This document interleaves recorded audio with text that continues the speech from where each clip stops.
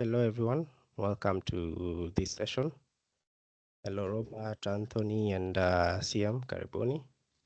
Can you hear me?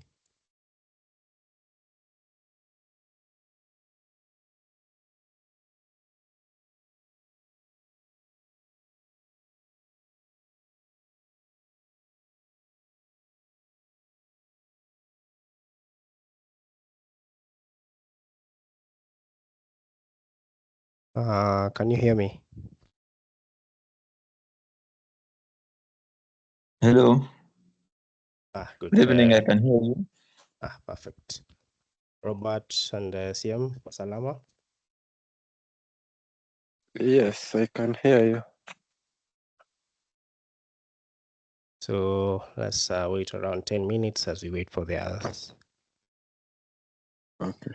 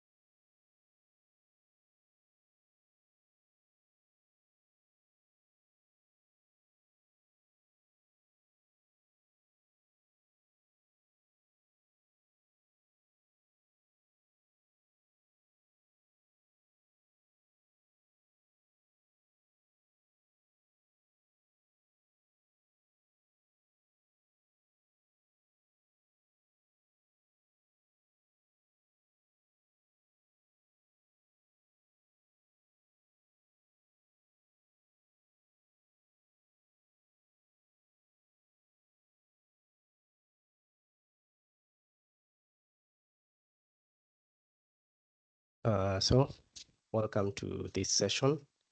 Today's session is going to be a practical, and it's also going to be quite short. There's some homework that was left for this lesson for the workshop class, and I do encourage some of you to I do encourage most, if not all, to go through it.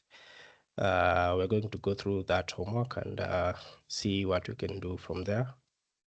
But it's just going to be a practical and amalgamation of what we have learned so far until now. So first of all, can you all hear me, and can you see my screen? So just feel free to unmute and clarify whether you can see my screen.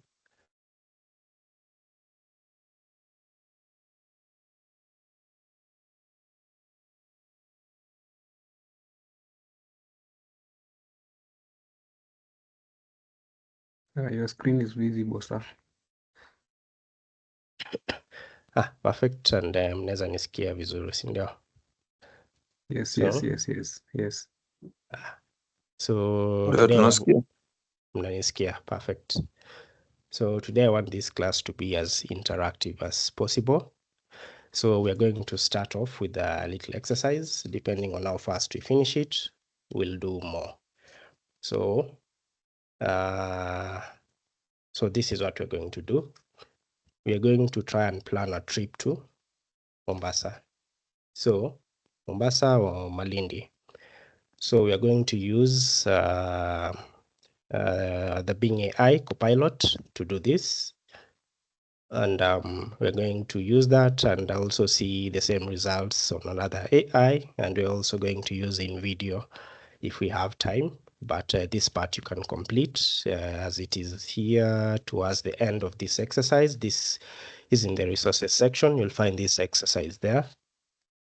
And then we're also going to talk about exams. You have exams coming on this Friday because this is the end of the course. Course inaisha Friday. You have an exam coming up on Friday, which you can do from Friday, Saturday, Sunday.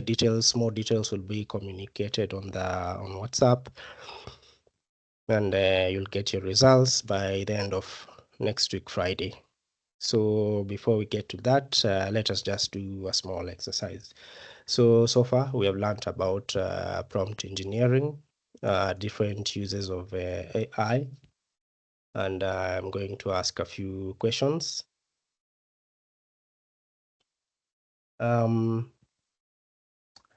So let's start. So I'd like to ask how many AI models have you used or tried to use since the beginning of this course or before? So please feel free to unmute or I select someone. So let's start. Anybody?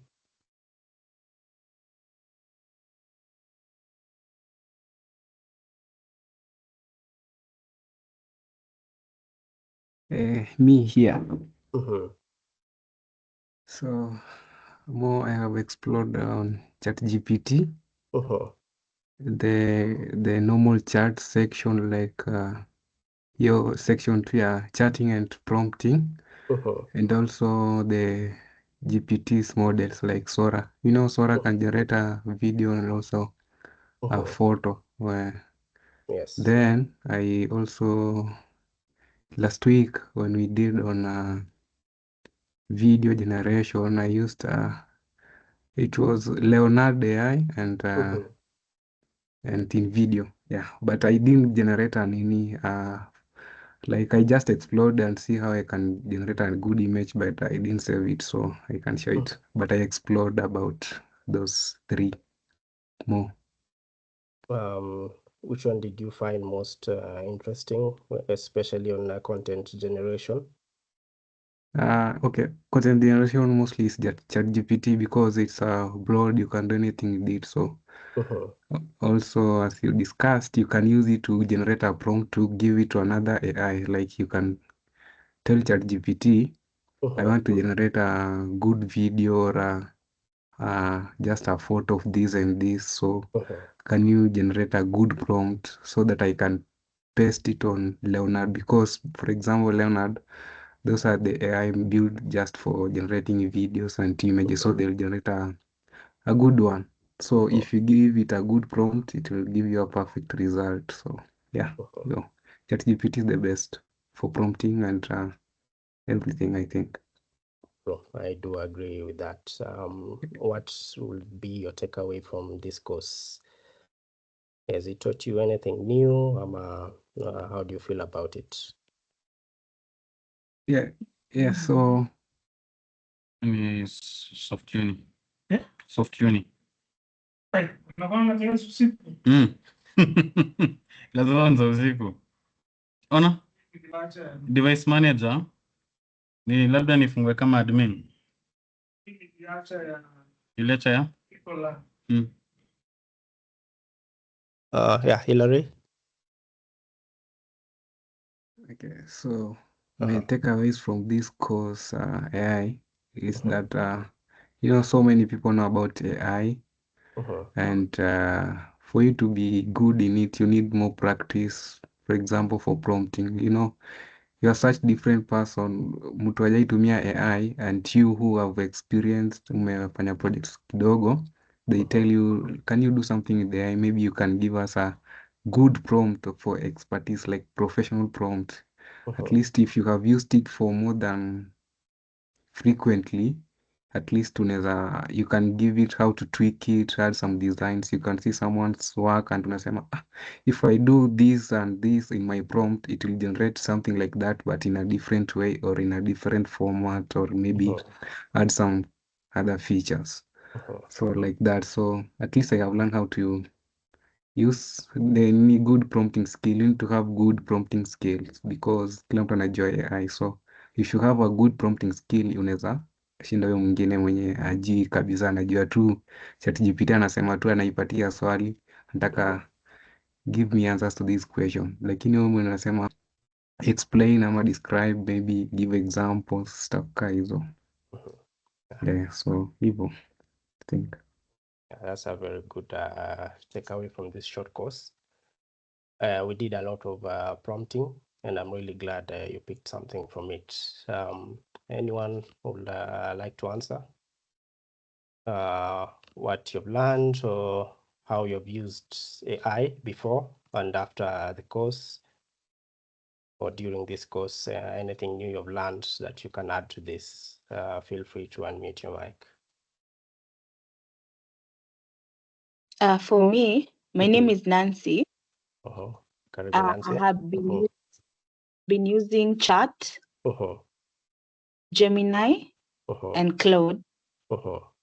And I can say, or rather to echo back just what the other person has said, I think for me, I feel like Chat gave me more, I don't know, I feel like it gave me content. Like it was easier to get what I wanted with Chat than Gemini for some reason.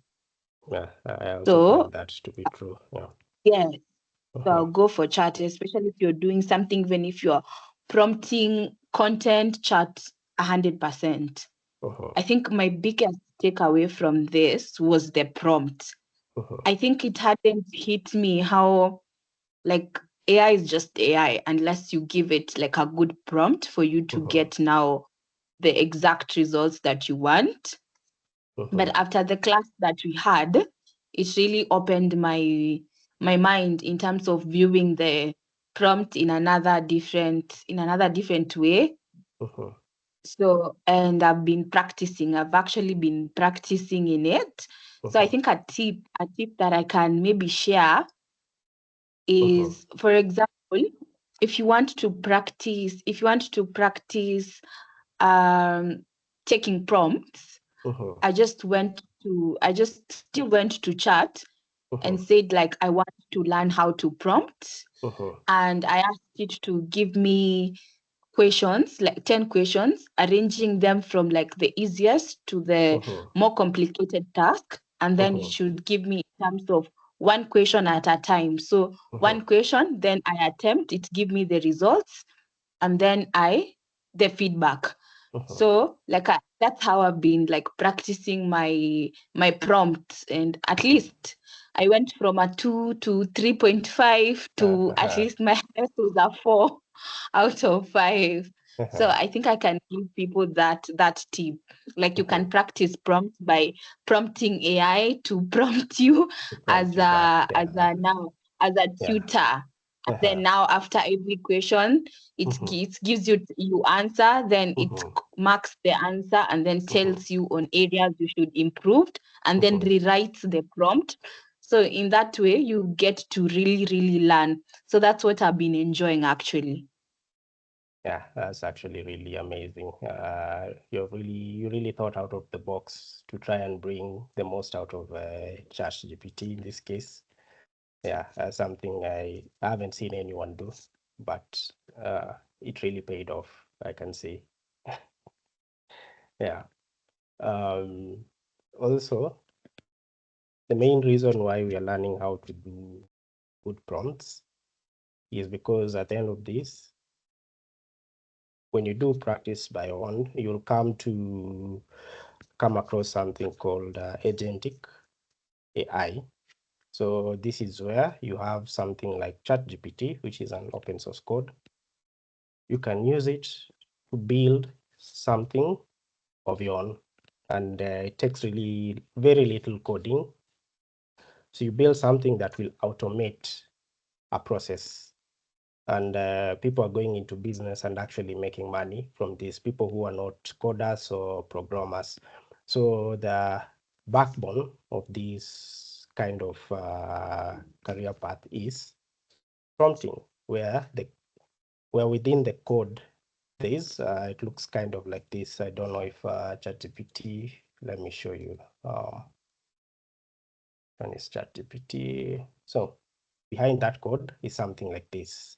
I wonder, can you all see my screen?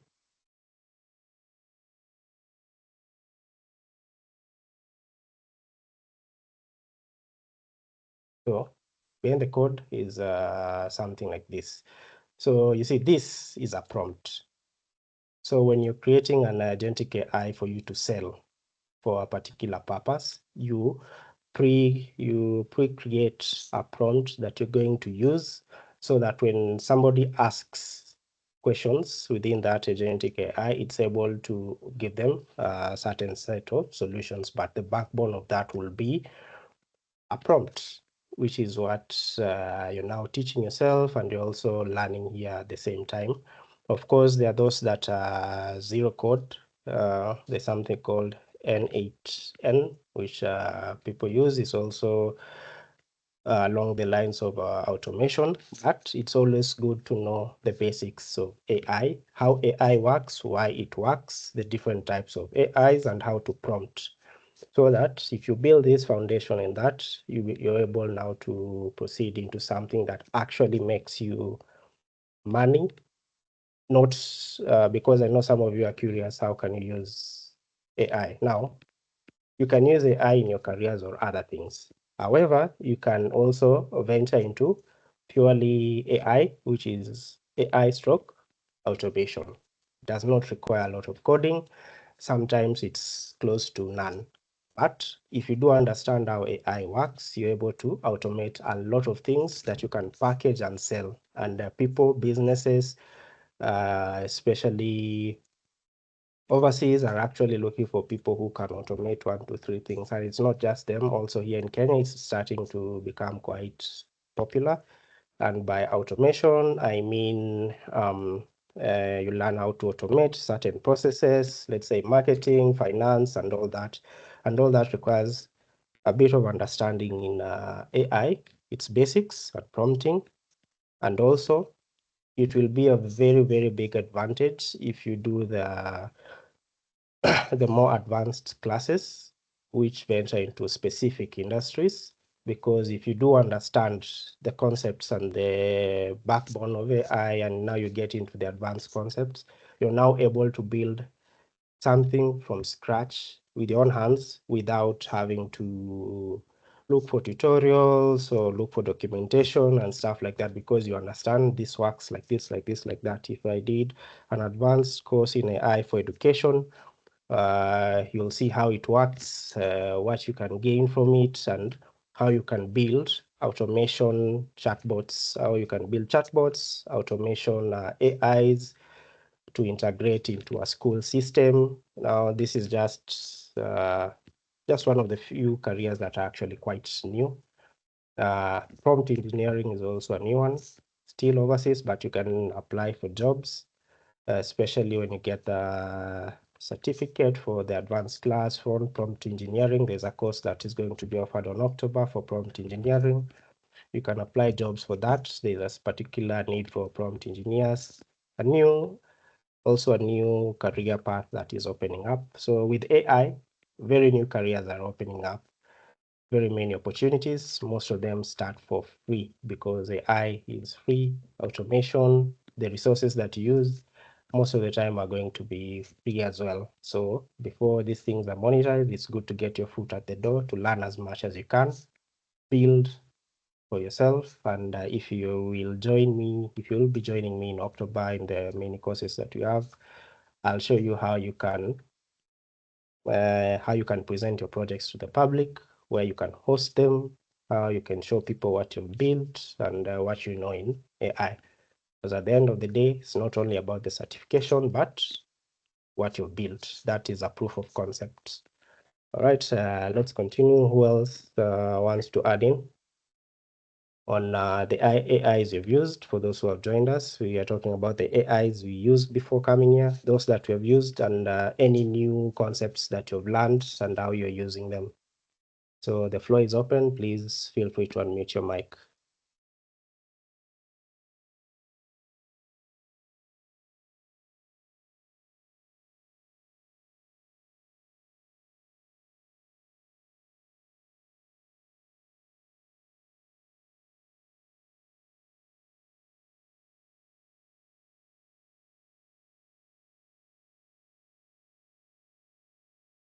Anthony, you're here with us? Yes, I'm here. Yeah. Well, personally, I've just been using AI the same way as my colleagues have. But the one which I've been trying to use lately was the Grok. And it appears, I was using it as we were talking person to person. And basically what I noticed, it communicates to you like on live, like you're having a live conversation, and give answers and options that you can look at. It goes into detail and leaves you like as if it's also prompting you to ask it again.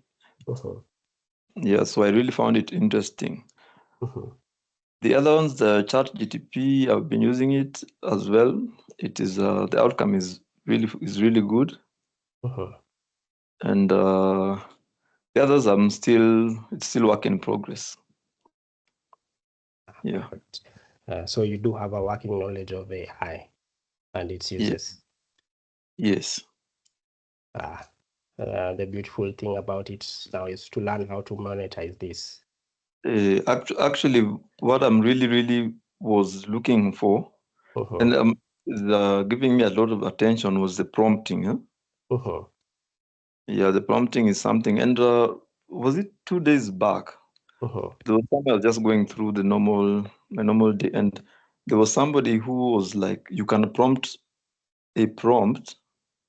You can prompt ChatGPT and make it to prompt itself. I don't know if you've heard about that. Yeah, I've not heard about that, but I'm sure it's something you can actually do. Yeah, and it will respond and react as the way you are. You would tell it to talk like like a prompt, like I don't know how to put it basically because I'm not really there. But if you're asking it something, you tell it to prompt as an engineer, and it will do that, and it will talk to you like you are the engineer. So it tells you, and you tell it what to do.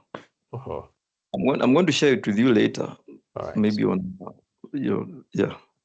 That is something I'd really like to know. Okay. Because I mean, when you're using AI, everything is limited by imagination. So the bigger imagination, the more uses you actually find out on how to use it. Some of those uses are not even documented online. You just Yes. stumble upon it along the way, like this one now. It's true. Yeah, that's really true. Yes. Emmanuel, here.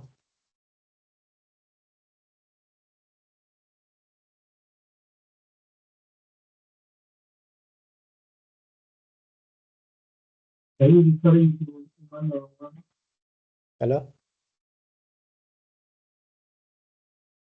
Are you referring to manual one? Sorry, I can't hear you. I think your speaker is a bit muffled. I can't hear you clearly.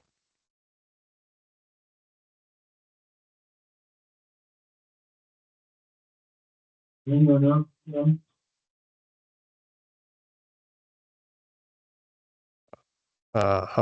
Can't hear you for now. We'll circle back, but you can type it here at the Q&A. Feel free to use this section as well. Thomas.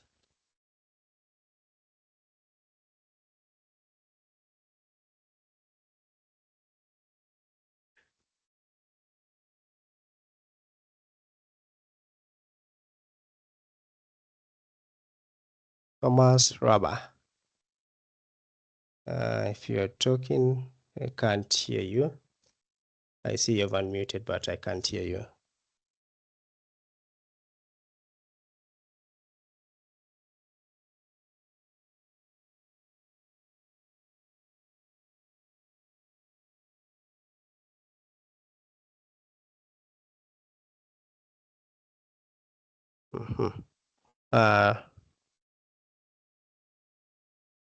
I still can't hear you.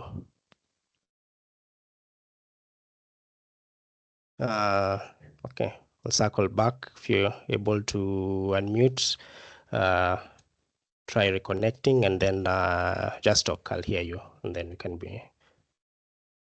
So Diambo.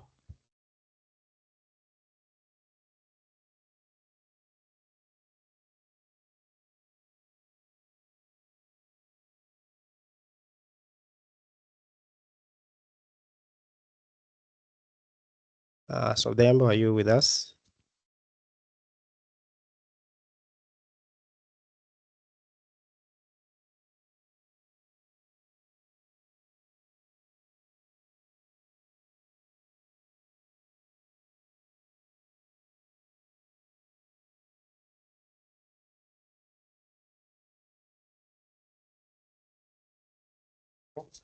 Does anyone want to contribute before we do a little fun exercise?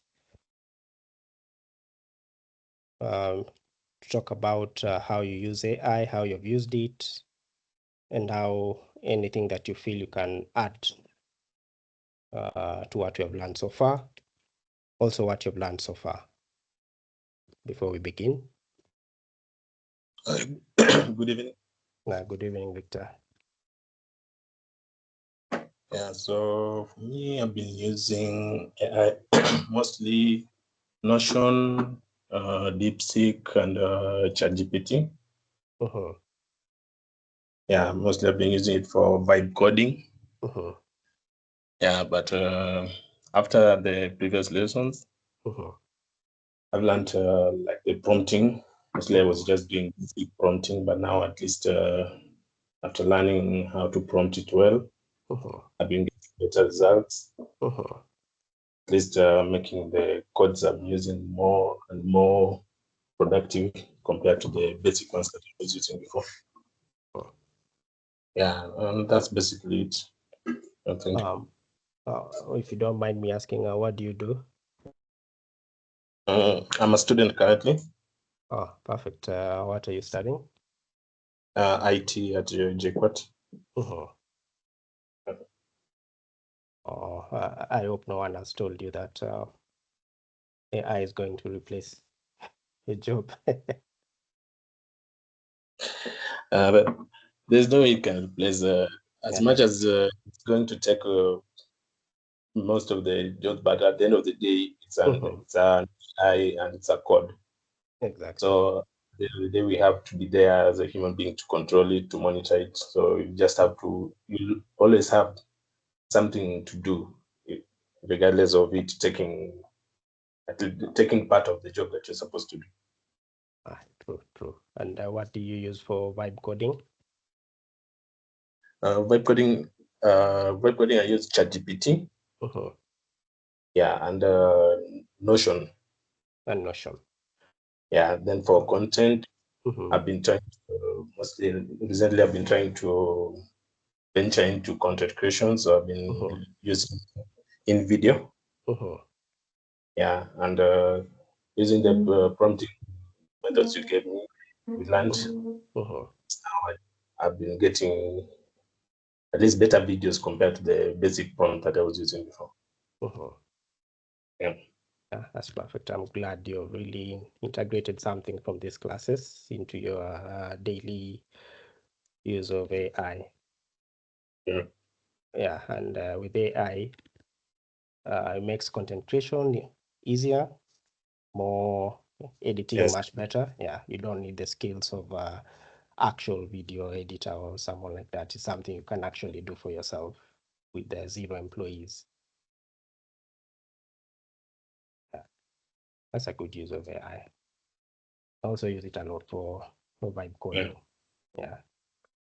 So let's do a little exercise. If anyone kitaka ku contribute anything, please feel free to unmute the mic. This is a free class and one of our last for this session. So let's start. So sorry, I'll just minimize this.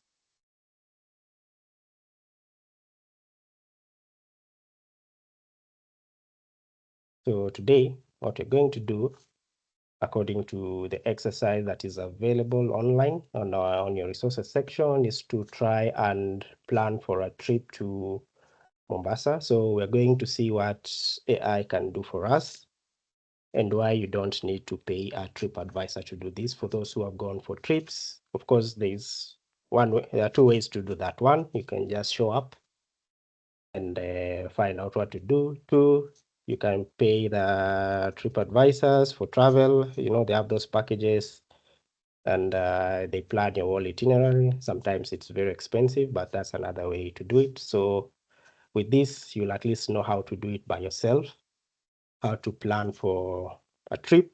Of course, this is just an example, but should we finish on time, we'll have more things we can try and do other than planning for a trip. So I have this prompt that I had written in ChatGPT. Initially, I was using it in ChatGPT, but I did not like the output. So this exercise you're going to do with the Microsoft Copilot. So the prompt reads, so first I want to travel from Nairobi to Malindi. So this is what I've asked it. What are the options traveling from Nairobi to Malindi? So I need to, what are the transport options for traveling from Nairobi to Malindi, and which of them are the most convenient and fast? Show me the options. So I'll remove fast. I don't need it to be fast. Show me the options in a table and compare them and include prices. Give me the pros and cons of each. Prices in Kenya shillings. So let us see.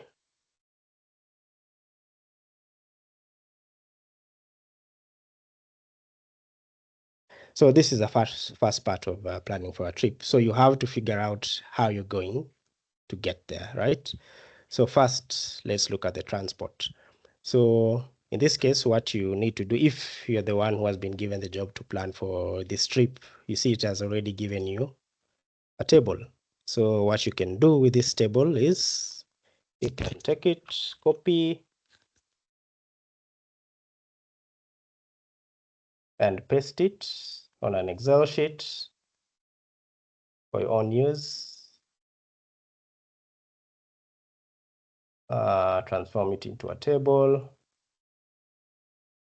as headers, and then remove the filter button. So here you can see you can use a flight. It will take you around 1 hour to 10 minutes between 9,000 and 20 Gs. It's fastest. Seen aerial views. Let's look at it from here.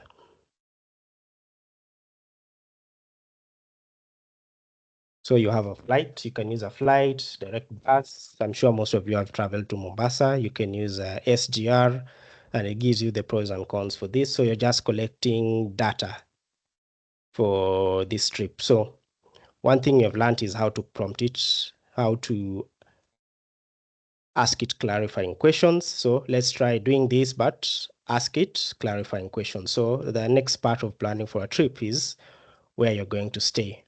And the best part of this is that, for example, with this Microsoft Copilot, as you can see here at the bottom, it actually gives you more questions that you can ask it. For example, can you help me book a flight or a bus ticket? So let's see what happens when I press on that.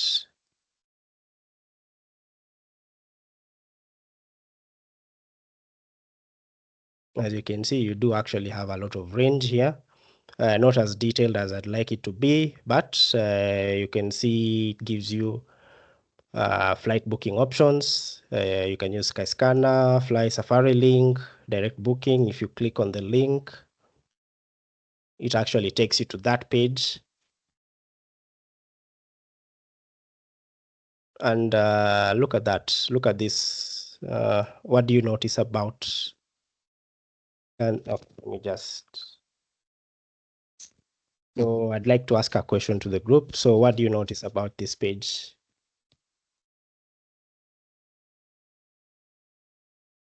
So I clicked the link here on Microsoft Copilot for booking the schedule. Let me also click on this one.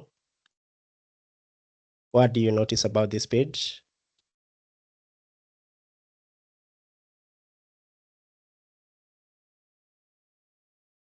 Anyone?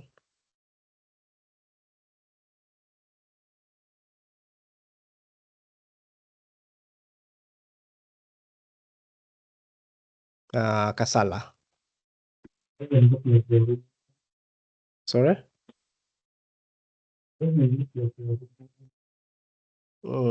Can anyone hear him? Maybe unaweza niambia kenye amesema. No, we can't hear.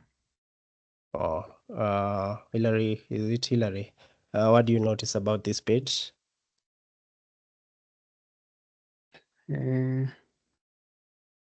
I think kitu ni eye catching kwanza, like at least it's not blank for you as a user. Ukienda for you to book, at least it has some links, like font size ya Safari link iko na title, iko na hizo description venye the way they are arranged, so at least ni user friendly when you interact nayo, at least iko poa. So hizo visuals, colors and the wordings, so at least itakupatia at least, yeah, it's a nice page. Let me look it. Sio blank ile boring kabisa. Yeah. Yes. And also something I'd like to highlight your attention to is that we asked it to help us book a flight specifically from Nairobi to Malindi. But when you actually look at the page, what do you see here? It has redirected you directly to the page, I'll say the URL where you actually book the flight to Malindi. It's not just the Safari link page. It's not the original one. No, it is the original one, but yeah, it has already brought you to the page where you're doing the booking. So this is what the page should look like, right? Yes. But when you've used AI, it has actually brought you to the exact page where you're supposed to book the flight to Malindi here, where I've highlighted it. So at least you don't makes the work easy. It makes the work easier, so you don't have to maneuver. And as you can look here at the bottom, these are all the details you're going to need. The flight, it has told you there's from Wilson to Malindi. This is the departure. This is the arrival. Malindi to Wilson. You can see the price. You can change the number of passengers. You can input your date, etc, etc. But something it has done is that it has brought us on that exact page. So you don't have to use this. You don't have to use this to now start searching. Okay, I want to go from here to here, inputting your details. Instead, it has already done half the work for you. So with a better prompt, it will do even more. So this is just a basic prompt, and it leads you directly to the flight page to Malindi. So that is one advantage of AI. Sometimes it's very efficient. So first, we have seen how you can, when you're organizing now for transportation. Now let's try accommodation. See, there. So I'm going to tell it I'm using, or is it? Okay, so once there, I want accommodation.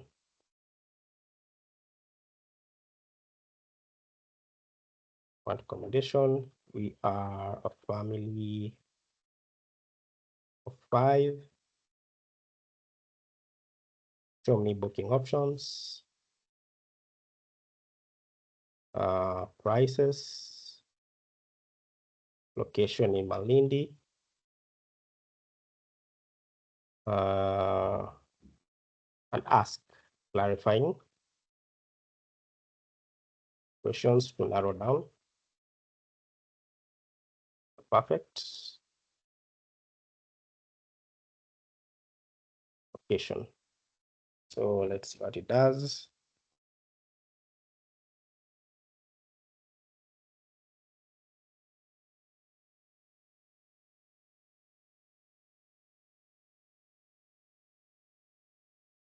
Yeah, so let's start. So these are the clarifying questions. Budget range. So I'm looking to spend 20,000 max. I can use Airbnbs, not hotels. It should be beachfront, full essential.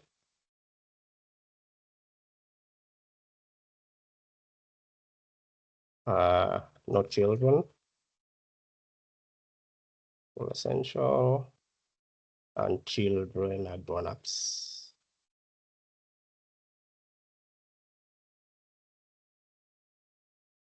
So let's see.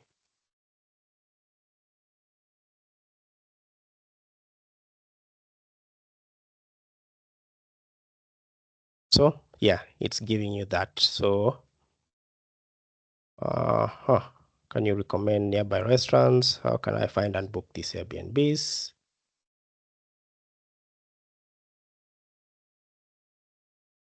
So hii inanipea homework. So let me prove on my prompt.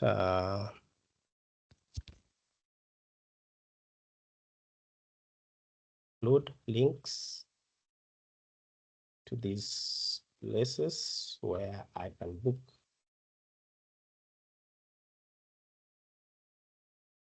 online or in a table format.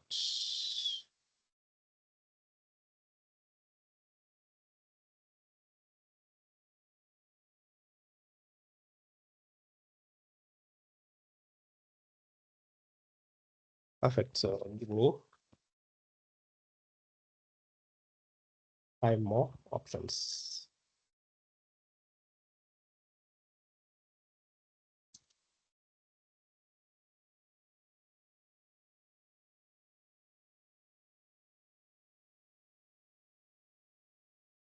Okay, so I have these 5 and I also have these 5. So let's look at it. Let's try and clicking on one of the links. For example, you can see penthouse, beachfront with pool and Wi-Fi, Malindi Beach. So this is 19,500. So let us see when we look at it, is it the actual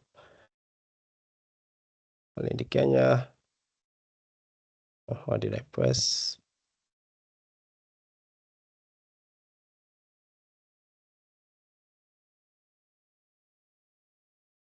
Okay, so in this case, it already filled in the checkbox here for us, Malindi, Kenya, as you can see.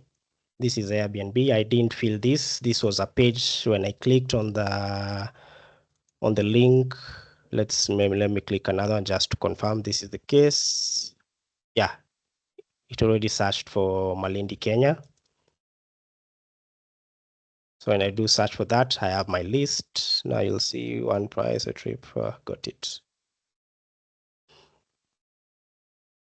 So unfortunately, as much as it's telling me the prices here, the link does not lead me directly to this place that I actually want to book, but I can search for it now that I know it's there. For example, Volandra House. Let's see if I can actually find it here on Airbnb.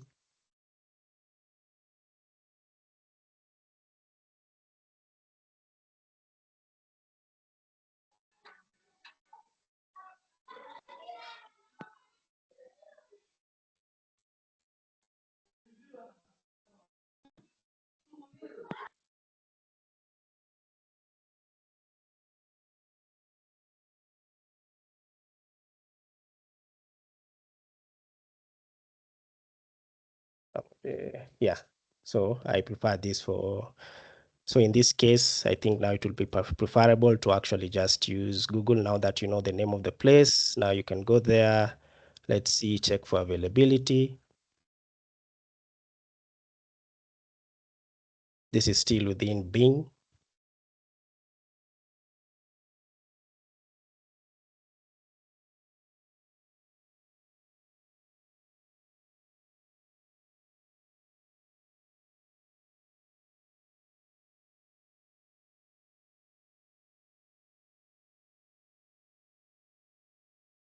There. Oh, so the reason why it's not in Airbnb is because it's not in Airbnb, it is in booking.com. But it's actually here. Is the price correct? So let's confirm. So I think you have to fill in these details to see how much it's going to bring. But this is an actual place that exists. So if you're looking, sorry?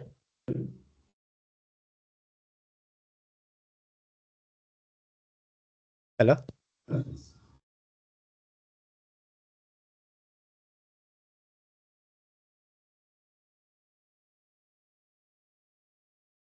And here you have the different, so here you have more details about this place. So what you can do, you have all these options. You look at the price that actually interests you. So this, what I'd like to do is put it in an Excel sheet, make it into a table.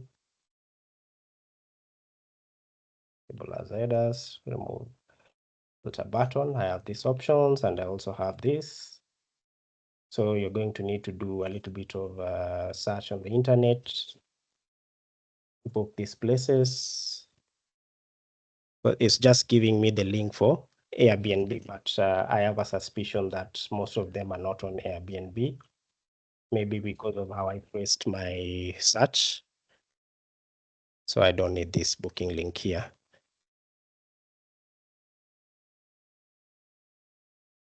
So here you have your transport needs, you have your accommodation needs. So this is when you're using AI. But remember when we started the lesson, I did talk about automation. So it's actually possible if now you're doing this for a career or you want to sell a tool, it's actually possible to create an agent, AI agent that does all this best and it rides on these prompts. This is the backbone of that tool where you create a tool that helps someone book for a trip somewhere. So it what it does after you finish creating the tool should be able to, when I put in the location and I put in how many people we are, it should be able to give me all this at a go and even book the trip for me to the point that unapata the M-Pesa prompt to pay.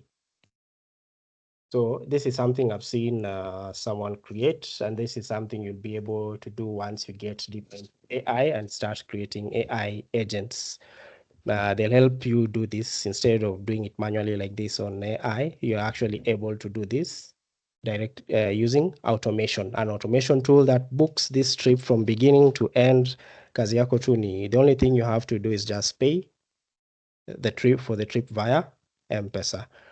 So that's one use for an AI agent that you should be able to build with the basics that you're learning here, especially with a very good prompt. So we have seen the places we can go to. We have seen transportation costs. So as you're planning for this, you can also ask it, give me 5 day start from transportation, logistics. I travel by train, by SGR to Mombasa. My accommodation is in Watamu. Give me things to do and places to visit for 5 days. Include price. It should be tour guided and ask clarifying questions to help this.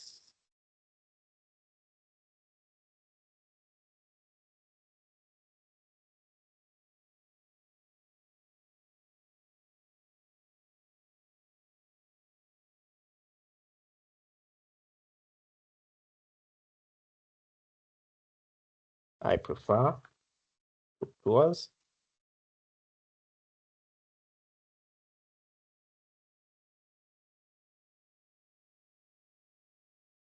Yes, I want a dedicated guide.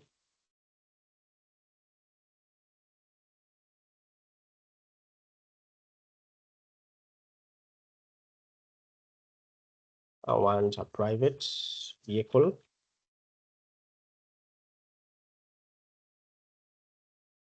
I'm open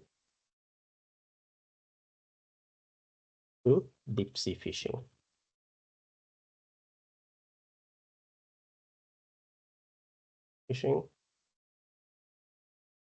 So let's see what it says.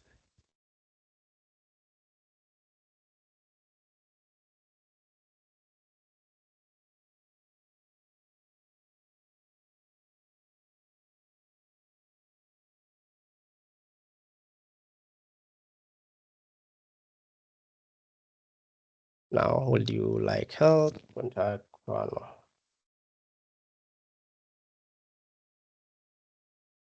Yes.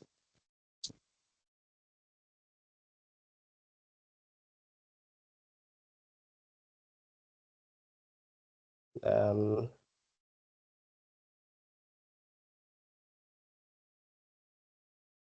tell it to add more tour operators.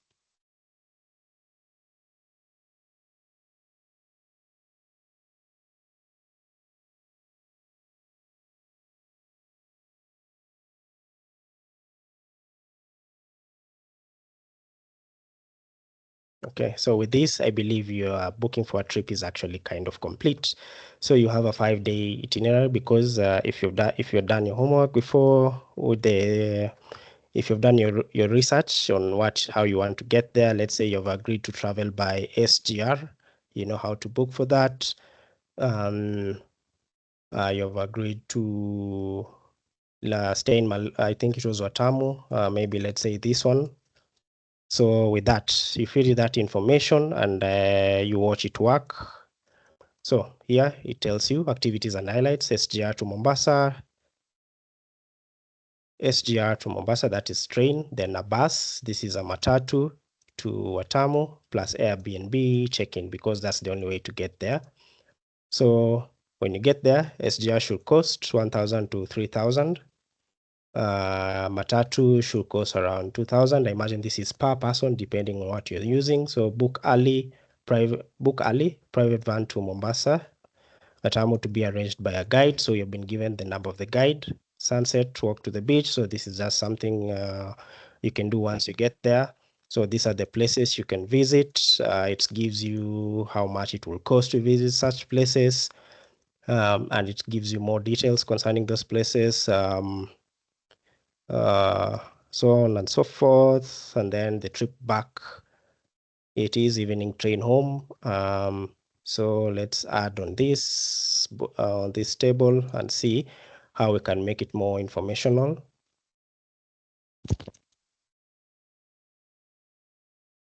On this table. So I find that sometimes you have to specify. So let me tell it, add more info and whatever requires booking. Leave contact details and website URL. For example, SGR train, email the site, book for this. So you can give it an example. And for the tour sites, give me instructions on how to book for them. All this in a table format.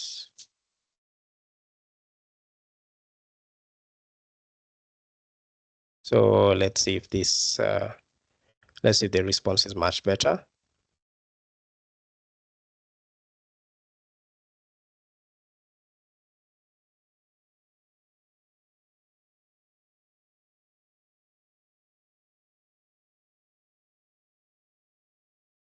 Perfect.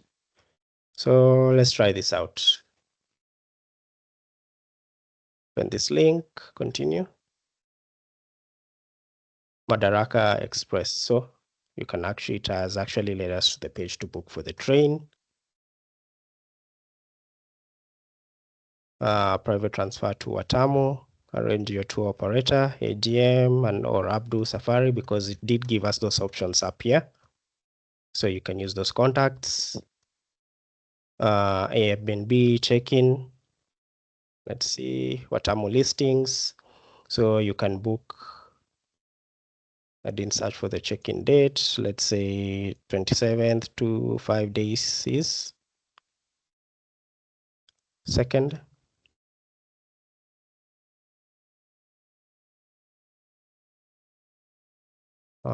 Let's see, adults, if we're all 5 adults, infants, pets, such filters. You should have a pool. Maximum tupunguze to, say you're willing to spend around 21,000. Kayo budget ni kidogo for Airbnb. All right. So we have 4 places for that. Here. What else? Sunset Beach guided by an arranged tour operator, which we saw here above. For snorkeling, you can book here.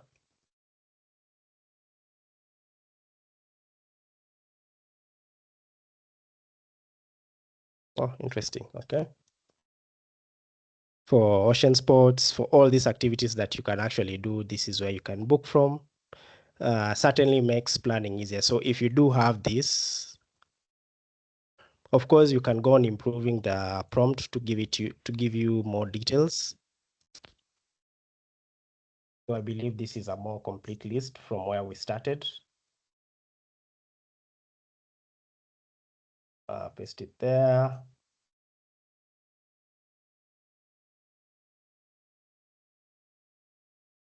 Insert, make this into a table.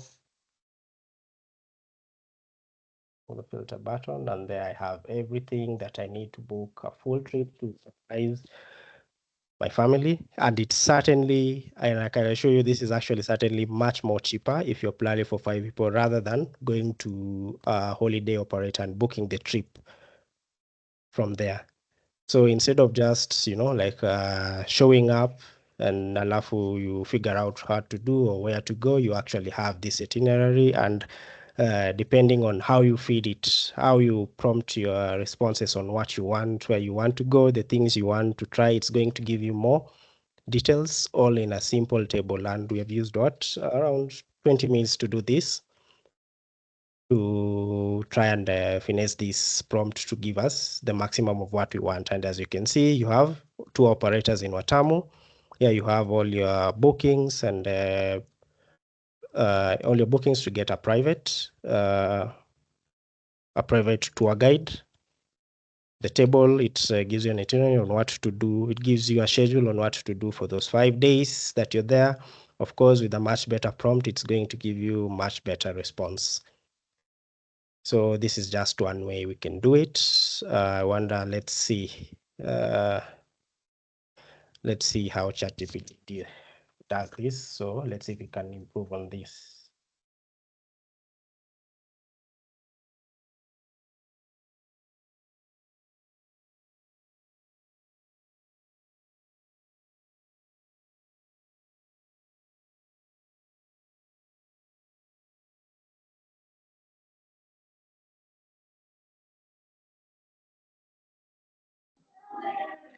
Yeah, I actually like the Hello, Ronald. response. Yes, hello. I'm very sorry. am requesting that we should be able to see where you are clicking so that you also get more experience. Yeah. Where I'm clicking, what do you mean? Can you see my screen? Yeah, I can see I'm using a PC, but I'm not able to see where you are clicking or the exact place you are clicking so that it pops up this other screen or other things. So I request that you should be able to see your cursor so that we go hand in hand together. Oh, you can't see my cursor. Let me see. Let me just try and minimize everything here. Can you see my cursor on this screen? At the middle here. You can't see my cursor? Please, yeah. Oh, Place it in one place, maybe on number 1, 2, 3.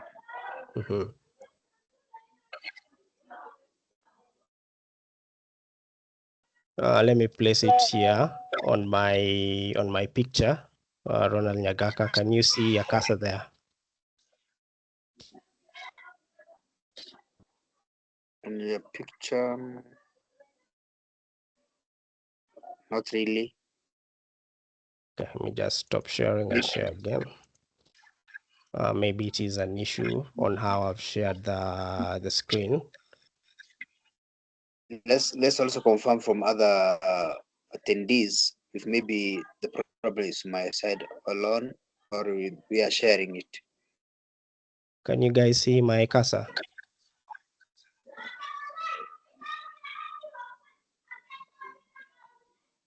I can see it. You can see it. Okay. Yes. I'm now able to see it. It's there. They are booking through Watamu Marine Association. Right? Is it there? Yeah, it's the one. All right. Sorry for that. Increase the Thank font. you. Make it large. Make yeah. It, Also make your cursor visible very well. I think this is because, let me just try and get it to.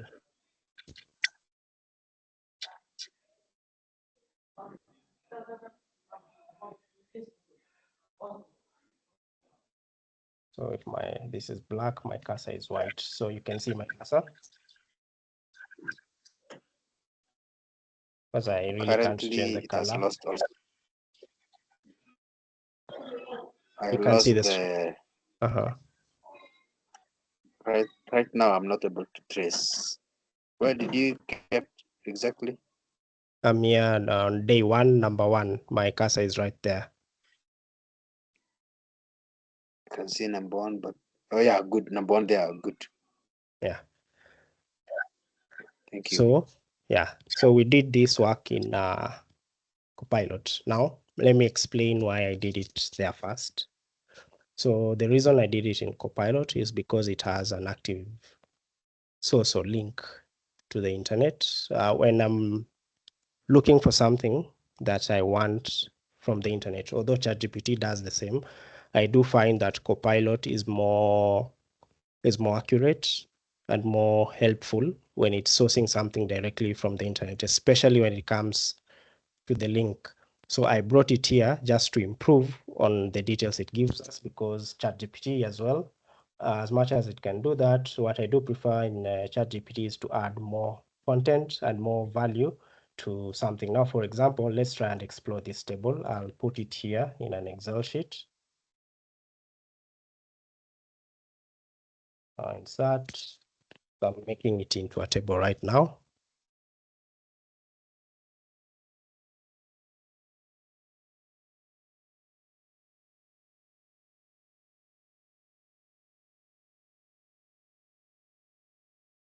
So this is just for future use. So when you go back here, so when you look at this table, let's look at the booking and contact page.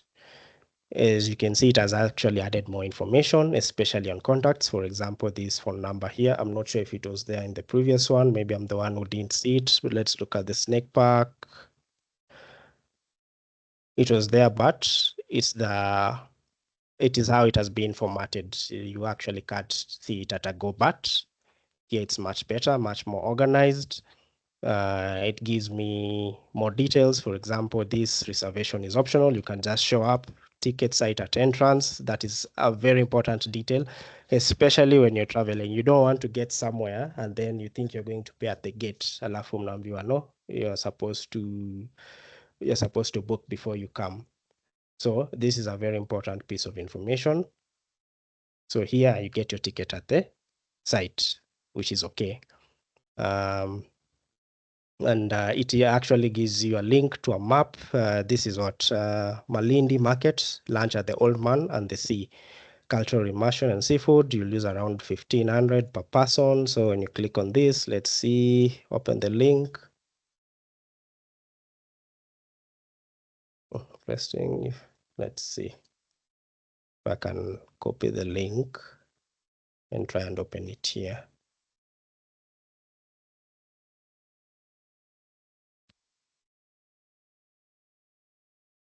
Going to bring an error. Yeah, this link is wrong. There's an error with the link here, but that's okay because I already know what I want to go see. Old Man plus lunch at the Old Man and the Sea. So I can just look at it from Google Maps, and it gives me more contact info on the things that I need to watch out for, the things that I need to book for. And this is very important when it comes to booking something. For anyone who has planned a trip from start to finish, you know how manual you have to do it, especially to some place you have not been. So this is planning for a trip to Malindi. Now, Malindi is a very accessible place. So the reason I showed you this, how to do a kind of TripAdvisor kind of thing, is for people who are actually traveling to places that are not that accessible. Let's say you're traveling out of Kenya. The same technique that we have used here is the same technique that you can actually use to do it for yourself. So if you're traveling out of Kenya and you're worried because it's a self-funded trip, you want to make it as cheap as possible, you want and so much more, and then nobody is there to wait for you and all that. So now you have AI. How can you do that? It gives you all this in a table. It tells you the things you can book for, the things you can expect when you get there. If you're traveling for work, if you're traveling for any other kind of business, you can use AI as your trip advisor, or you can just use TripAdvisor. But if you want to save on a few and have the best experience that you can use AI, book for the things that you need to book for, plan yourself, take 1 hour to do this, And there you have everything, you've booked for everything, you've paid for everything. Kazi yako tu is just showing up. And you have Google Maps. If you're driving, you can get directions to the places that you want to go. So this was just an example on how to book for a trip and plan for sightseeing, plan for accommodation, plan for transportation, give you an estimate of costs. And as we have seen, these are actually the costs that you might incur. For example, we saw the cost for taking an airplane, and it was actually very accurate. It was that amount. In fact, there was even a discount. So do you want me to calculate per person for the whole trip budget was across whole range? Let's see. Yes.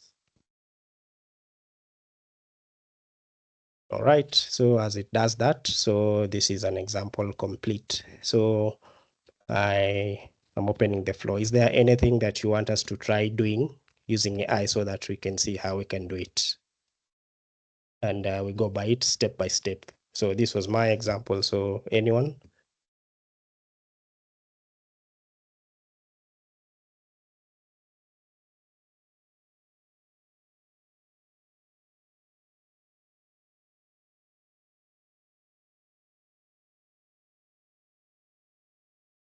And if you're feeling very confident, you can also guide me on how to do it.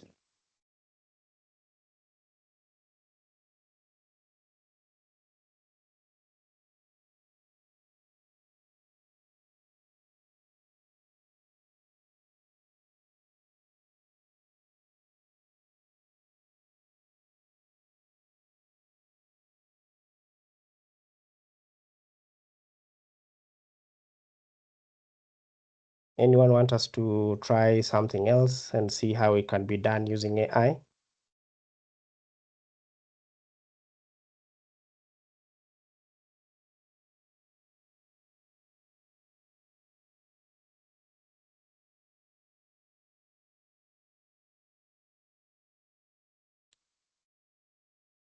As you think about it, let's see something here. I found interest. Yes, sorry, Hillary.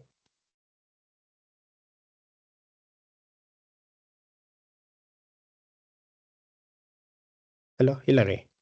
You are saying something? Oh, hello. Yeah. So this the automation part with the AI, like, can it be done maybe, for example, the chatting part, like, you receive an email, so how can you integrate it so that it can maybe respond to email or read an email and give you the main details? Or about the transcription, the AI, which AI can you use for, you can do AI using maybe you are in a meeting like this one, then you have an AI companion. So I don't know if it will apply here. Actually, it does apply here. Yes, so maybe it can generate key details or key points or something like that. So maybe, for example, if it can read an email, you have an email sent from an organization maybe, or from someone, but you want to use AI now to optimize it, maybe to reply or suggest what you can reply to that email, I think. Yeah, something like that. Yeah, that's a very good question. Now, the beauty of what you've asked, Hillary, is that these things you don't have to do manually. They're actually in most of the apps that you use. For example, this meeting here, when you started, I don't know whether you saw something. Yeah, record and transcribe. Let me click on the short transcript. Now, this is AI. You can see my screen here on the left, on the right. Yes, yes. You see it has already transcribed all of what we have just said. Oh, yeah, you can see. Yeah, so most of the apps you use actually do have AI in them. Even let me just open my email here. I want you to see if you notice something. So let's see, headaches 30%. Now, and why do you use very small font? It's so small. Or it's so small. Let me just yeah. when you're looking at my email here, can you see where my mouse is here at the top right corner here? Yes. You have Copilot. You see, AI is already integrated to this. Oh, yeah. So I clicked on reply, and here it is asking you, what do you want this email to say? So I want them to stop emailing me in the politest politest way possible, because they do it a lot. So there it is writing my email. Yeah. Dear Dex team, I hope this message finds you well. I want to express my gratitude and valuable information and updates you have been sending my way. However, I kindly request that you remove my email address from your mailing list. While I genuinely appreciate blah blah blah, thank you for understanding, and I wish you all the best in your future endeavors. From regards, Ronald Nyagaka. And it has a header there, and it has replied to this email here. See, there's already AI ingrained in your integrated into your email. Yes. So this is this is with the AI. So of course you have AI agents. Now that one is slightly different, where this I've done it manually, but with AI agents you automate this process. So something like this transcription will be almost as close as an AI agent, because I did not ask it to do this, but it has done it. I did not prompt it in any way. But you can see there's a transcription and it is automated. And I can read through this transcription at the end of the day. So there's AI and then there's AI agents. So most AI are used like this, but you require a prompt to get the most out of it. AI agents prompts have been optimized. What you do require is just to know how to integrate it and how you want to integrate it into whatever tasks that you're doing, so that it gives you a very specified set of results. So when you get deep into AI, I advise you to, if you're interested in that route, apart from using AI in your careers or other things like content creation, in learning, maybe learn a little bit about AI agents and see how you can start to monetize it before people get on that floor. Because I can see, I usually search for these things on TikTok and YouTube, and I can see people actually making money from building AI agents. But it's always good to know the basics, so that you don't jump directly into AI agents and you don't know AI itself. Oh, thank you so much. Thank you. Yeah. So as you can see, there's AI already. Even in this meeting, in your emails, in your WhatsApp, it's just everywhere. So any other question or something you'd like us to try out? Anyone?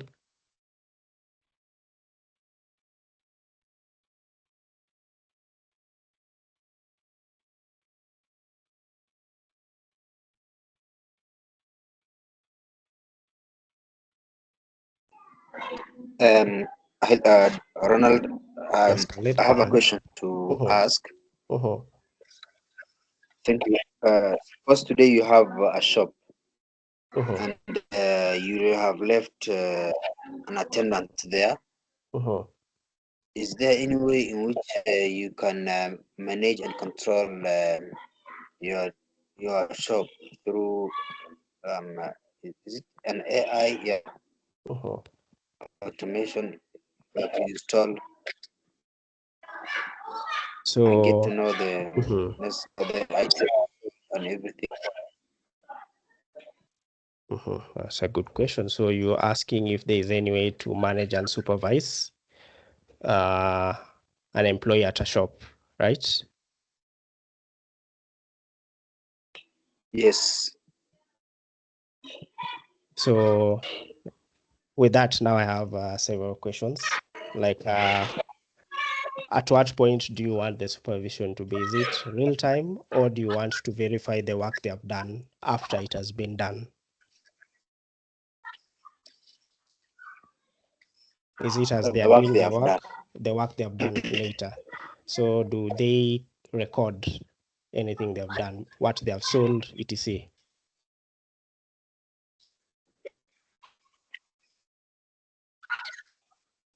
Yeah, that's that transaction of the day. The transaction of the day. Is this transaction of the day manually written down, or is it written down on an Excel sheet, or do you use a system for sales?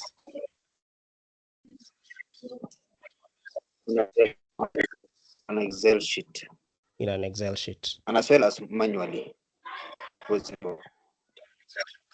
You use an Excel sheet Yes. that is filled in manually. Okay. So, okay. Assuming you're using an Excel sheet, right, where they're filled in the details of what they've done manually, right? Or is it a book? Again. Sorry? Come up again. I'm not getting your question. Oh, are they writing their sales in a book or in an Excel sheet?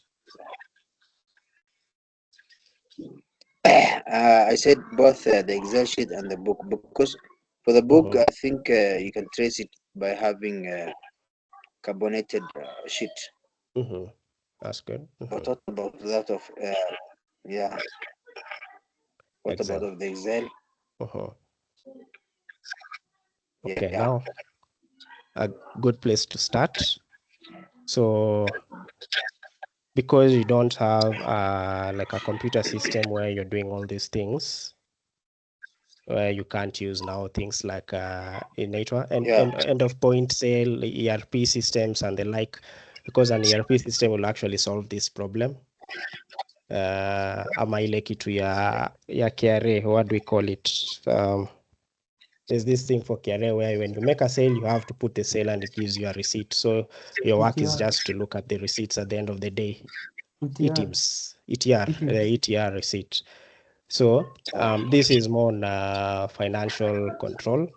But if you did have systems, there are a way to set up alerts. We call them alerts. That is when a sale has been made beyond a certain level or below a certain level, or the price is different from what America. But this is all advanced. But what you can do in this case, how you can use ChatGPT is like this. You do have your Excel sheet. So let's go to chat. So first thing, let me start a new conversation. Let's say, first you give it a role. You are an auditor.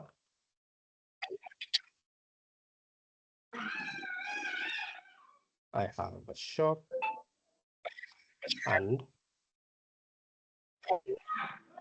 I record my sales in Excel sheets. I also record prices and quantity of purchase sales in an Excel sheet.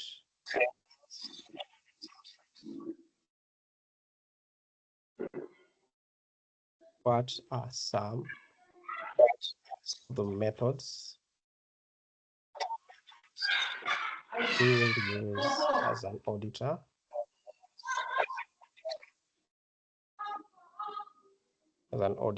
to flag any irregularities?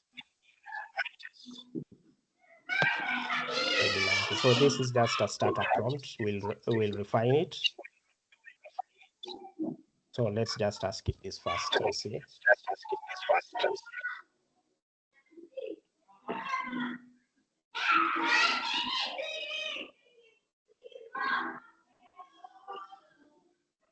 Yeah, this is actually what I was looking for. Yeah, number 7. It's just that I didn't know the name for it.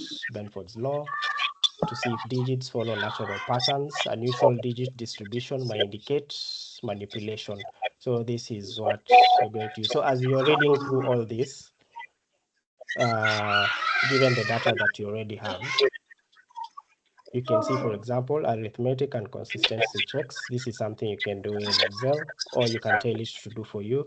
Price verification, quantity, trend and ratio analysis, and all that. But what I'm interested now is this. So I tell it, I want to give you the Excel sheet and apply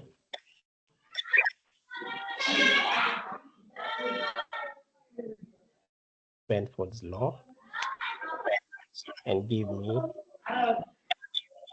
the feedback. So this Benford's law, basically what it does is this is a financial trick for auditors where you use some form of mathematics so that you can see if the distribution of your sales follow some natural patterns. I don't remember it from school, it's a long time ago, but there's a certain distribution of numbers really enough the way it's supposed to be. And if it is slightly irregular, it will show that there is manipulation, that someone is manipulating something. And here is how it is usually applied. The number of ones in your Excel sheet should be close to 30%. The number of twos should be close to 7%. The number of threes should be close to 12%. And it goes on like that, like that, like that. So this is something you can do for you. Normally, this is something you do, an accountant will do for you. But if you do not have an accountant at hand and you want to do this daily, this is something you can actually tell it to do for you. So what we do, so here, come up, okay, this. So let's see if it works. Come up with the sample, the sample table where Benford law is applied, is not, Benford law is not applied. So let's see.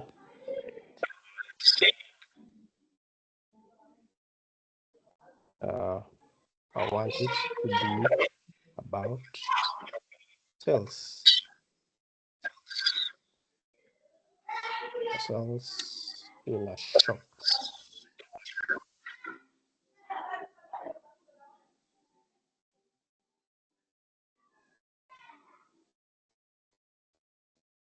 So we do this. Let me put it in an Excel sheet. Like that. Save it.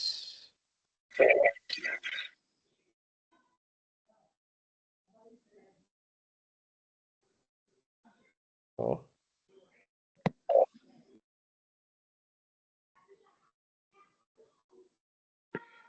Then let's go to ChatGPT.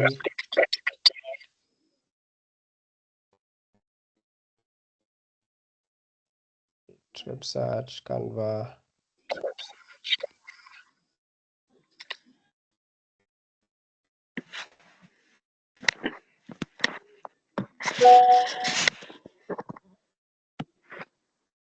Here is the upload. Give me the analysis on Benford's law. And also that analysis on sales.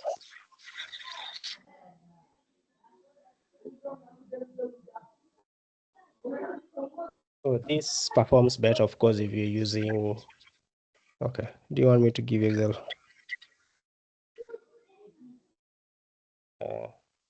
You have reached your data analysis limit. So let's try this alone.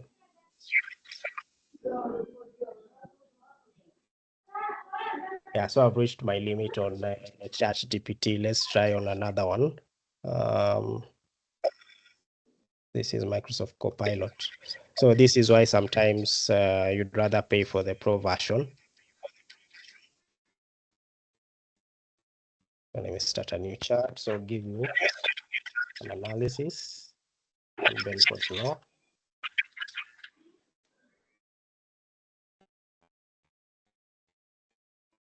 This file, and also visuals on various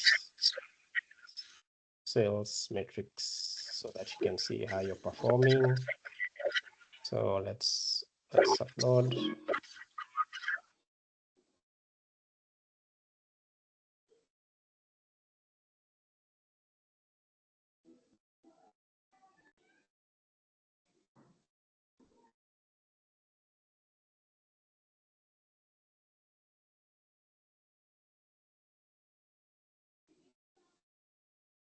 To sales per items, daily sales trend, unit sales plus revenue. So let's expound on this insight. Now I tell it, assume I am not an accountant. Explain it. Explain it. Ask, and also tell me the severity. This is what I should have put here, but and then I specify this is meant for this.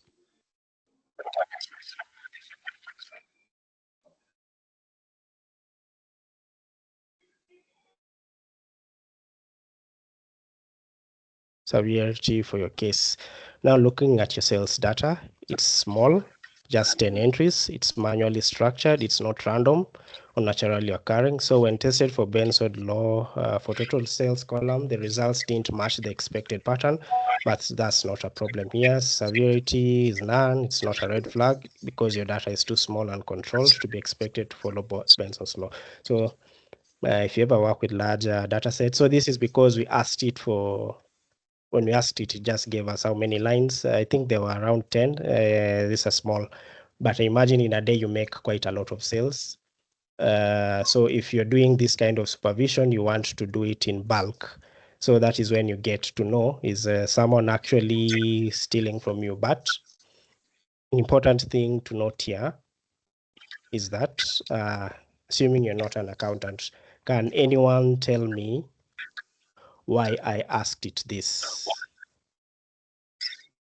first prompt here?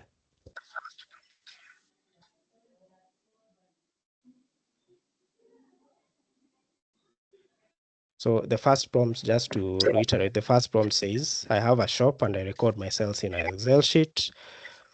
What are some of the methods you'll use as an auditor to flag any irregularities? Why do you think I asked this?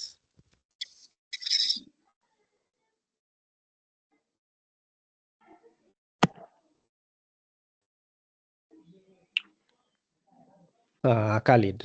If I may attempt, Okay. yeah, if I may attempt, Oh. I think it's the purpose. The purpose you have put that on is in order to have at least a sample of how you can carry out that. That task. Perfect. That is why I asked this. In my head, I knew that if you want to catch a fraudster, apart from all these checks, number 1 to number 6, number 7 is actually very accurate. When there is an issue with number 7, it usually points to some kind of fraud, especially when you've given it sufficient data to go with. Let's say you've given it sales worth a week or a month. Now, when you're looking at this reply here, assuming I don't have any accounting knowledge. So the reason I've asked it is because I do know some basics about stocks, about managing a shop, about managing a business. There are some things that I can understand here that I can actually do by myself.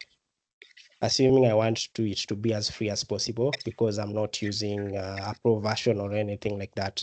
Because when you look at number 1, 2, number 3, inventory checks, number 4, number 5, and 6, this is something you can do. But if you want it shorter and you want it more accurate, this is something you can actually tell it to do for you. So it's just that I've hit, unfortunately, I've hit my limits. But if you could do more, is I would have uploaded this spreadsheet, and then I would have told it, I want you to do everything from number 1 to number 9, and I give it and I ask it, if you're doing number 1 to number 9, what relevant documents do you need? And I upload all those documents and I just wait for the results. So when you look here, let me open this sidebar. GPTs. So this was a chat GPT. So here GPT has a feature. Let's see.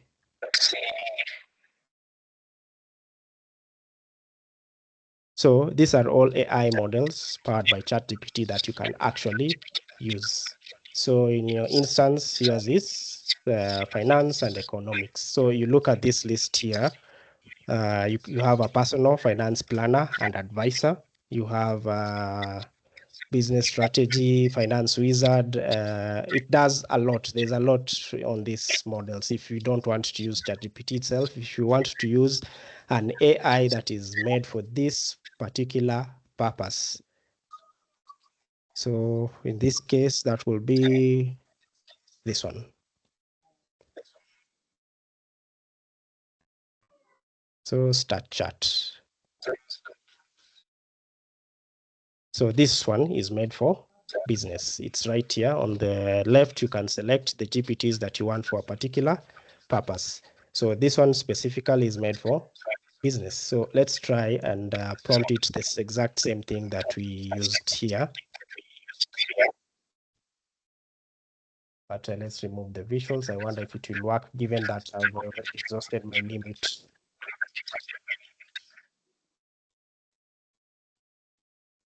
Explain it to me simply and give feedback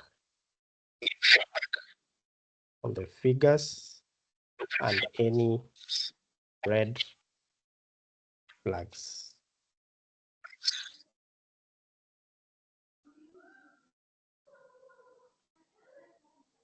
Let's see, will it work or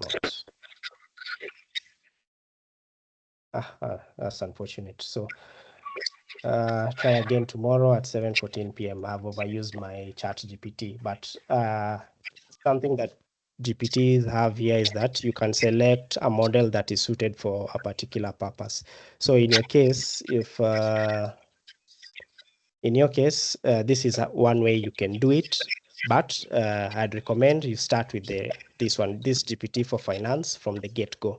So you ask it, I want this and this, what can you gain from this data I've given you, and tell it to do that advanced analytics, and it gives you the feedback. And then something you can ask it is, for example here, how can I improve in supervising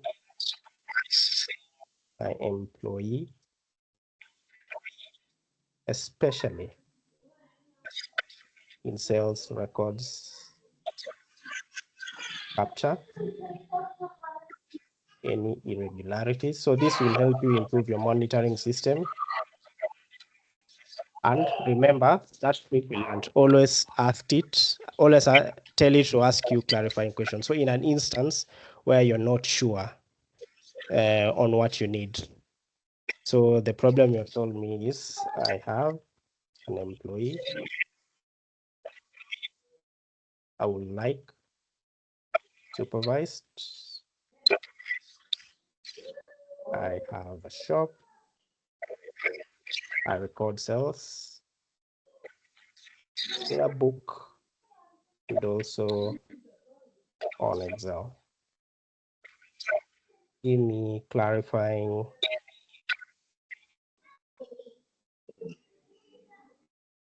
questions that will help come up with policies to ensure no fraud is carried out. Sometimes prevention is better than cure is carried out. And it's carried out. So let's start with that.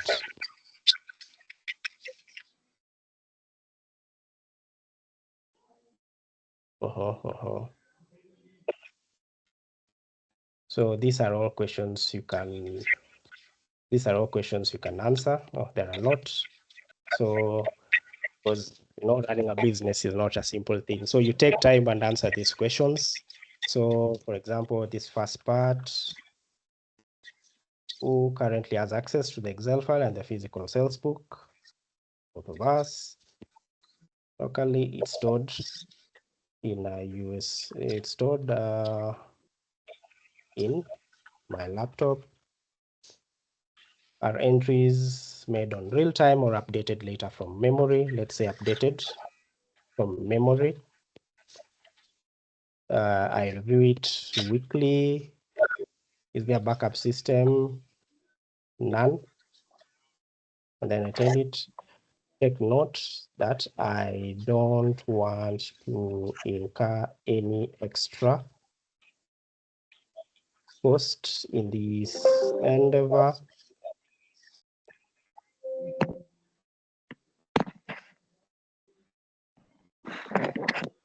You should be the only one editing the file. Your employee can write in the physical book, but you reconcile both weekly. Sales book entries must be made daily by staff. Excel entries are updated by the owner. Memory-based updates are risky. Instead, require daily entries in the physical book immediately after each sale. Use the book as a primary record and Excel as your weekly summary.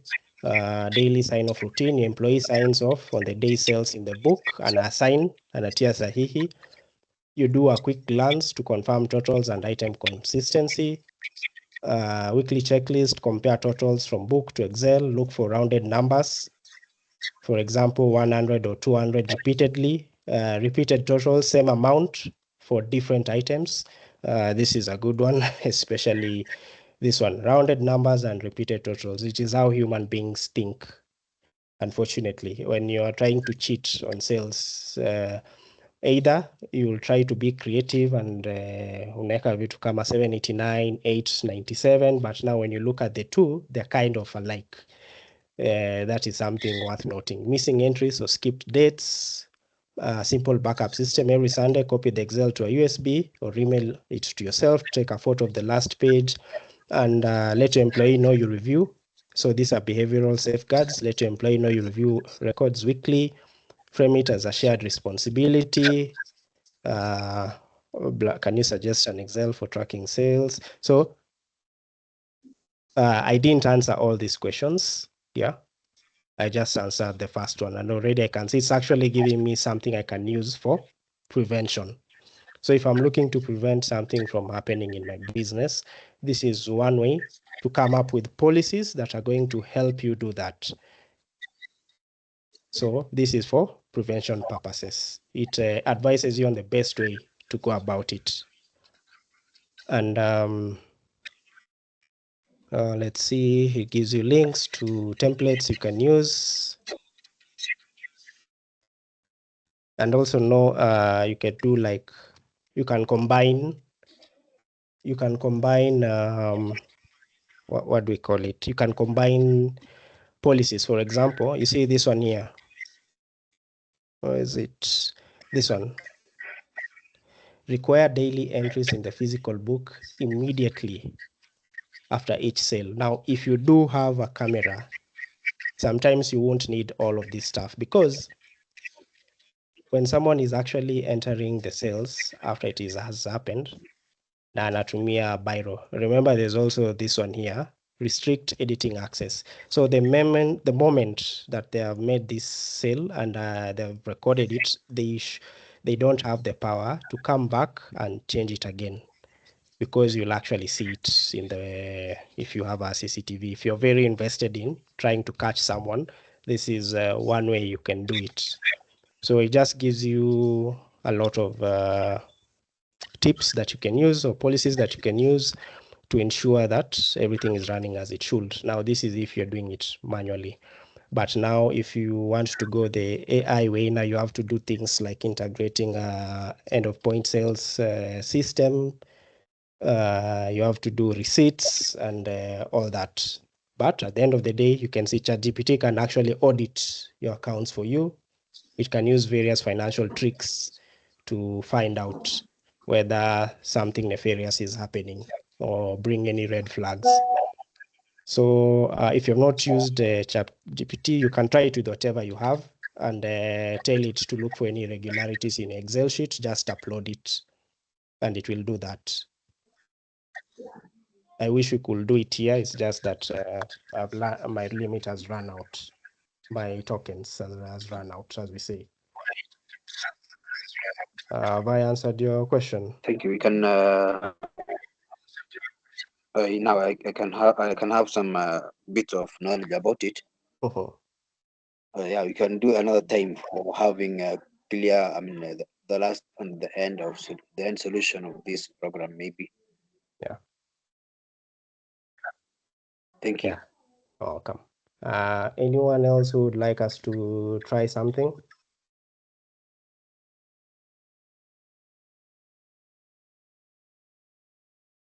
And you can also build a website for your business with no coding knowledge. That's something I should also mention. Cloud is very good at this. So that is something you can also look at. For the website, can AI also do the website for you, or it requires some such of coding and other things? AI can do it for you. It can write the code for you, and as Claude has an option to deploy the AI. That is if you want to do it, if you want to actually do it for yourself. Doesn't require much coding knowledge, it requires some knowledge about websites and all that, because you have to pay for domain and whatnot. But if you don't want to spend 100,000 on a website developer, you're running a small business, you want something simple, you want a website that shows the stock that you have, you can try it with AI. There are AIs that are made exactly for web design. So you can search online and see low code AIs for website design, and then combine that with your knowledge in ChatGPT so that you know what to prompt it and how to deploy it and make it secure, and how to pay for a domain and all that. It's something you can do with no coding knowledge, just a bit of general knowledge, very quick. Okay, thank you. Yeah. I hope it can be done in a day. Nothing done in a day is nothing permanent done in a day is perfect. It can be done in a day, but you're going to find bugs here and there. But this is something you can refine over time. That's good. Okay. Yeah, this is if you are willing to go that. But most of these things I do advise have an expert on site. Yeah. So if you do build a if you do building a website, you can, but also it's good to have an expert to do it for you. But if they do it once, you can learn how to do the other things by yourself, like content creation to advertise for your goods. It can come up with short videos and all that, like a short video that you can actually upload to the website. For example, I think we do have a short video on Softuni, if I'm not wrong. It's usually somewhere inside there when you go to the front page. Let's see. Try and log out.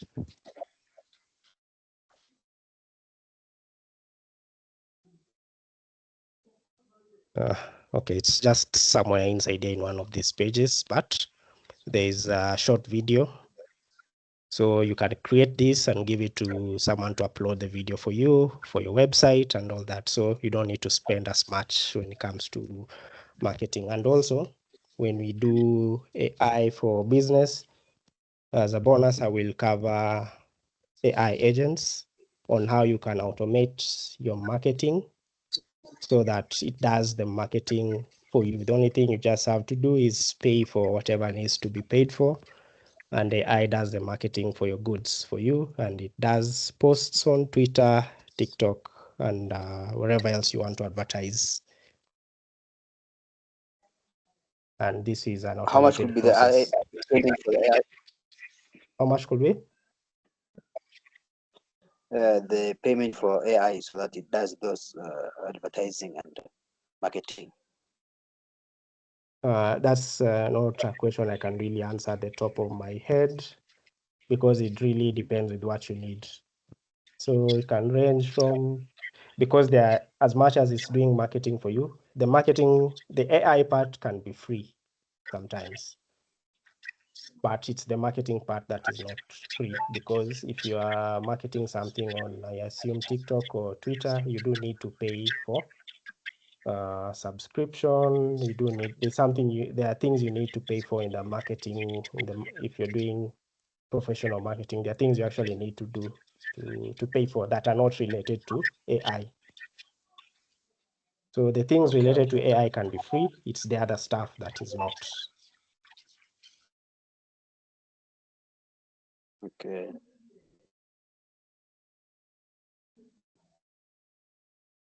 All right. Anyone else want to try something?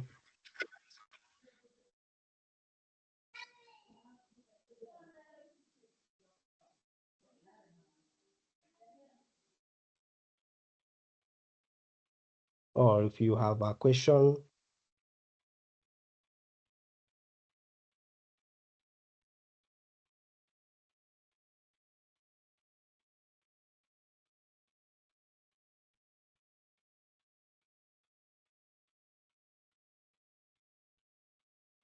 The floor is open for questions, so please just feel free to unmute.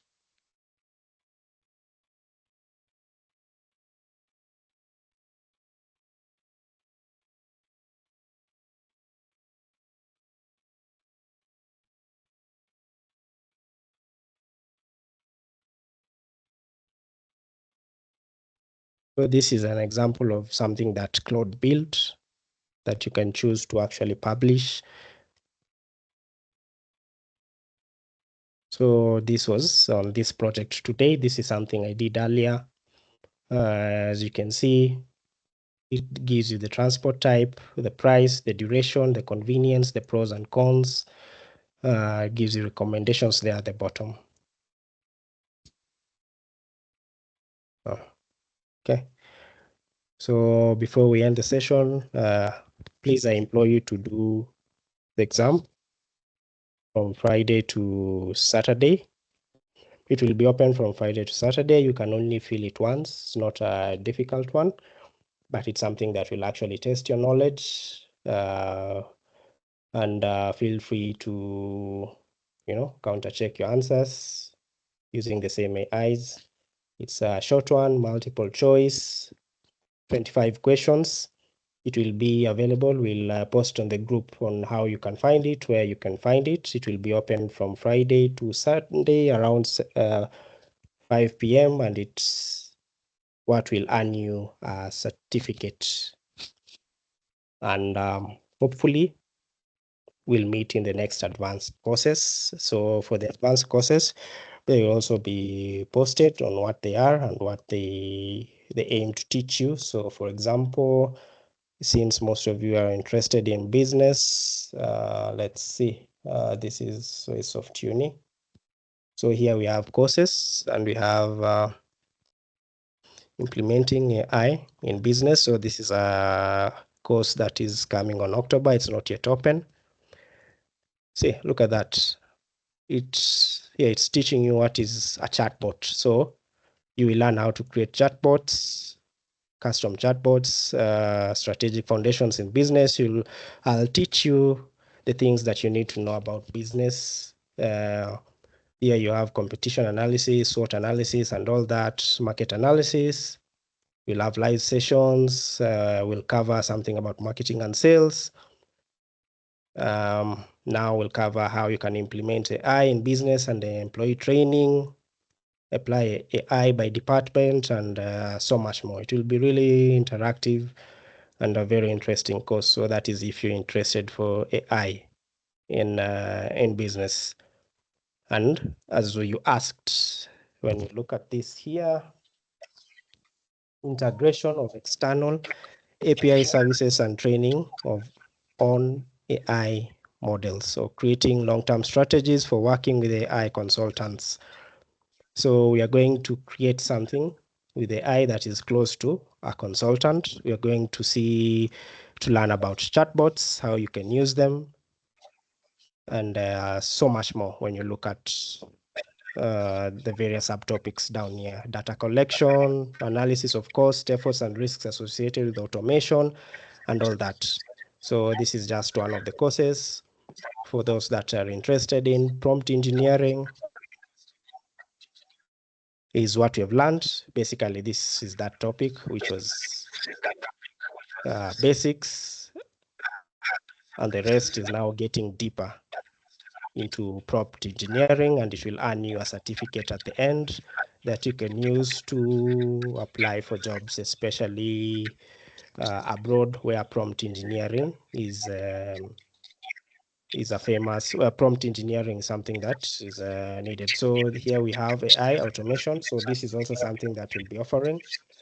The course provides knowledge and use of AI agents, platforms for business processes. Participants will be introduced to concepts of AI agents, multi-agents, low-code or no-code solutions that enable creation of software and automation without the need for programming. So this is something that is going to interest most of you. The course covers future trends, providing tools for quickly and efficiently implementing AI in various business scenarios. So this will also offer on October. Eventually, we are going to offer all this by the end of the year because I'm the one who's going to be taking you through all this. So we'll start with maybe 3: implementing AI automation, and prompt engineering for now. So for those who are willing to dive deeper and learn about such things that we have covered, that we have talked about, that have interested you, especially on AI automation and implementing AI in your business, please join us. We'll advertise for the courses. Soon they will be open for registration. So the floor is open for any questions as we close up. Yes, Emmanuel. Thank you for the knowledge that you have given unto us. However, I seem not to be on the WhatsApp group. You're not on the WhatsApp I do group? not. I'm requesting that you may shed light on how one can access such probably the WhatsApp group, or how we can get a link to the invite or something like that. By any chance, are you able to access the site, SoftUni site? Yes, I can. So when you access the SoftUni site, let me log in.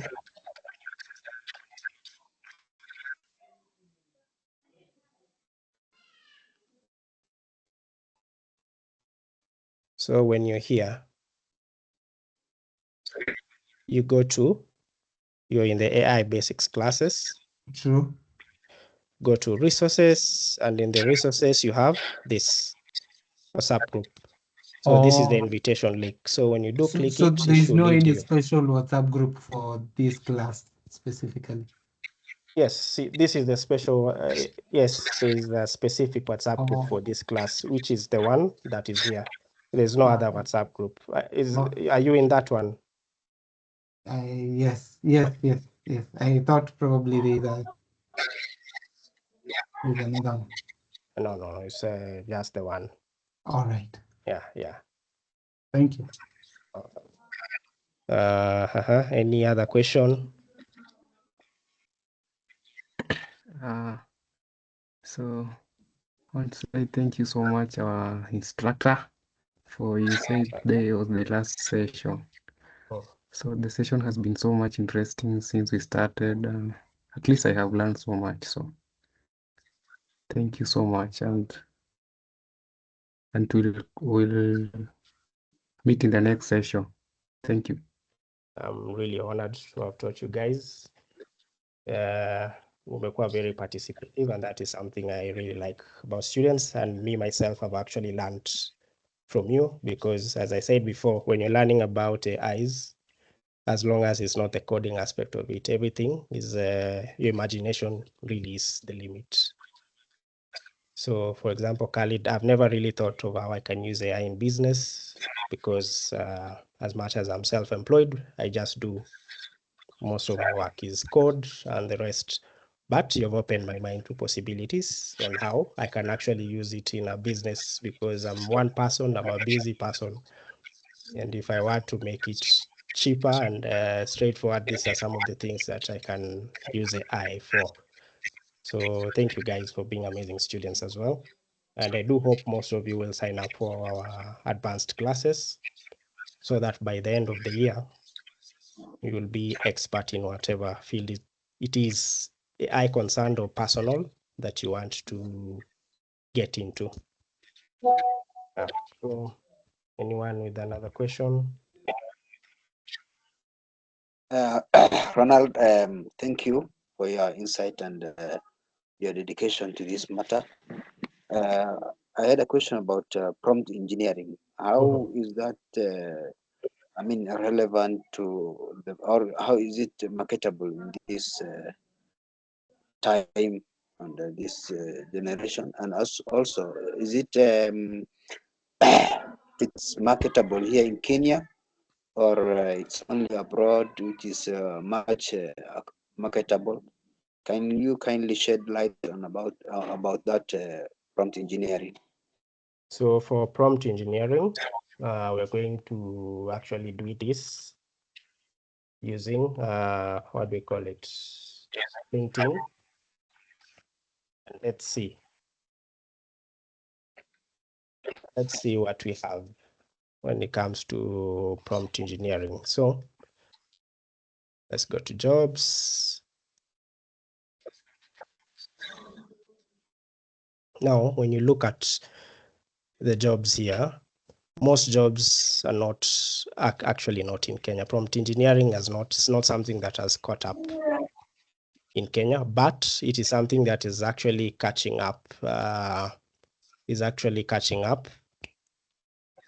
the outside the country. So the thing is, I don't know whether you remember, there's a time when data analysis was being advertised, and they were saying anyone can become a data analyst and all that, and they were encouraging people to do it. Do you remember such a time where you were saying data analyst, software engineer, and all that? Yes. So the thing is, when they were advertising for that, these careers had already existed for a time, but not many people were actually doing these things. Now, for example, when you look at, let's see, this is a prompt engineering internships. These internships actually do pay. This was reposted 5 days ago. Okay, because it's an internship, most people are going to apply for that. But let's look at something more a bit advanced. So here they're looking for workflow automation. Remember, we do have a course on automation, stroke prompt engineering intern. So you can either be a workflow automation or a prompt engineering intern. But when you look at the number of applicants, it's only 88, and it's been 1 month. So these jobs are picking up steam, and currently not many people are doing it. So let's compare this with the career that we know in data. So this is 1 month ago, 88 applicants. The first one is 5 applicants 1 week ago. So let's try data analysis and see. For the job section, data analyst. 1 day ago, 100 applicants, over 100 applicants, and we can actually bring it down to Kenya.